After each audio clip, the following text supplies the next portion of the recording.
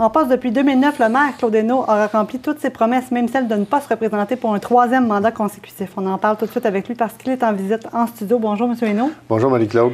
Vous avez annoncé, en fait, la décision était claire déjà dans votre tête depuis longtemps, mais pas en surprendre quand même quelques-uns parce que, bon, ça va très bien à Beauharnois. Est-ce que ça a été une décision difficile à prendre ou plutôt est-ce que ça a été difficile de s'y tenir? C'est une décision difficile à prendre, ça va de soi. Pas parce que j'aime pas la politique. J'ai fait 2 mandats, 2 fois 2 mandats. La ville de Beauharnois, ça va tellement bien que c'est sûrement pas à cause de ça que je pars. Effectivement, je l'avais dit dès 2009 que je m'en venais pour faire 2 mandats, pour sortir la ville, la remettre sur la carte, partir les projets, et après ça, je laisserai la chance à d'autres.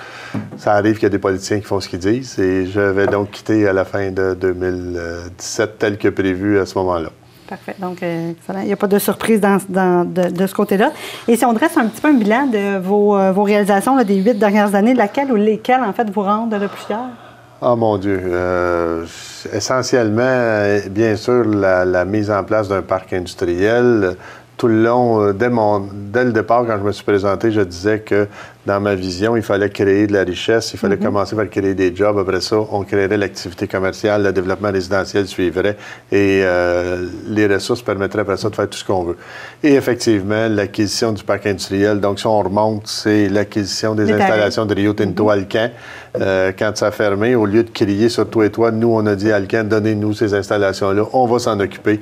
Aujourd'hui, il y a une entreprise d'informatique, mais il y a aussi plein d'autres entreprises sur les terrains d'Alcan. Il y a plus d'emplois, il y a plus de revenus de taxes qu'il y en avait avant.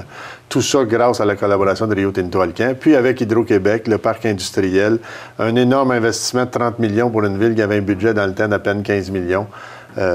On a pris le pari, en fait, pas un pari, on a investi en disant ça va rapporter, ça a rapporté. Et c'est clair aujourd'hui qu'on est sur une voie de succès avec des ressources financières que bien peu de municipalités peuvent envisager.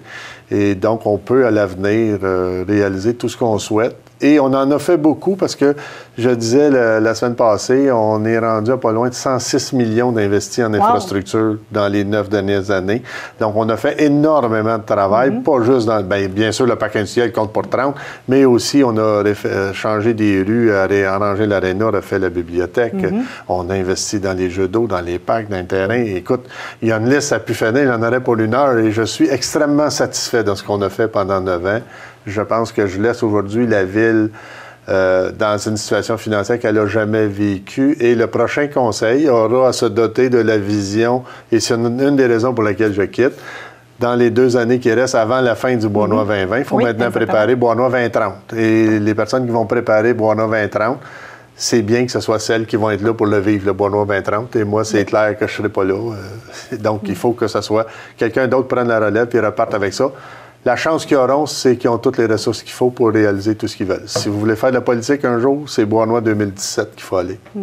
Et il y a plusieurs projets qui sont en cours, vous l'avez dit, le Beauharnois 2020. Est-ce qu'il y a un dossier qui n'est pas réglé encore, que vous aimeriez vraiment mener à terme avant de partir? J'ai une petite idée. Je ne sais pas si vous allez me répondre. J'étais au téléphone en m'en venant avec le journaliste du Journal de Montréal qui m'a demandé ce qui se passait avec le Catherine Spirit. Il va m'avoir fait sacrer jusqu'à toute fin de mon mandat. Je vais prendre les prochains mois pour m'assurer que le gouvernement fédéral n'est pas en train de s'endormir là-dessus. Ceci étant dit, c'est pas le dossier le plus important. Là, je pense que la mise en train du projet de développement du Champ Peyrat est une priorité majeure que j'escompte bien pouvoir régler avant de partir. Après ça,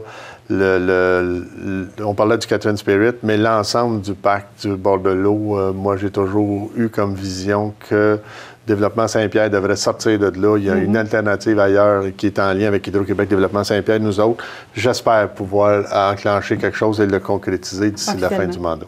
Parfait. Et en terminant, c'est quoi les qualités que va devoir posséder la personne qui va vous remplacer là, pour mener tout ça à terme? Là, moi, je pense qu'aujourd'hui, en politique, où que ce soit, ça prend quelqu'un qui a une vision, qui sait pourquoi il s'en vient là et qui est capable de l'expliquer en plus que 3 mots, là, en plus que disant « c'est à mon tour ».